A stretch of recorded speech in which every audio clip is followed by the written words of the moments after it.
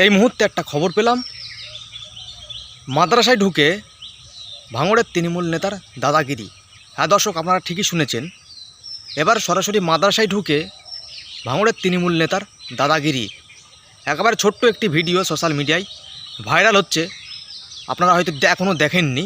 সেই ভিডিওটি আমি আপনাদেরকে দেখাবো। একেবারে মাদ্রাসার ভেতরে ঢুকে তৃণমূল নেতার দাদাগিরি। একেবারে অফিসের মধ্যে ঢুকে শিক্ষকদের গালিগালাজ থেকে শুরু করে শিক্ষকদের মারধর পর্যন্ত করেছেন ওই ভাঙড়ের তৃণমূল নেতা।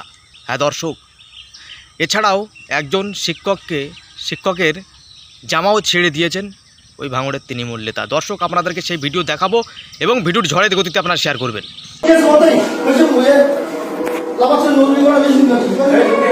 কি হয়েছে?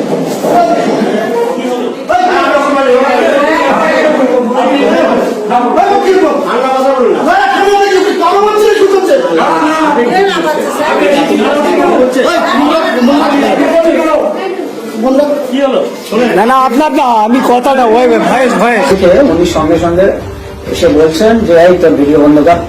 আমি বন্ধ করতে চাইনি, উনি জোর করে এসে আমার হাত ধরে মোচড় দিয়ে আমার এই জামাটা ছিঁড়ে দিল। দেখেন, এই জামাটা পুরো ছিঁড়ে দিল, আমাকে মারধর করলো এবং আমার ফোনটা কেড়ে দিল।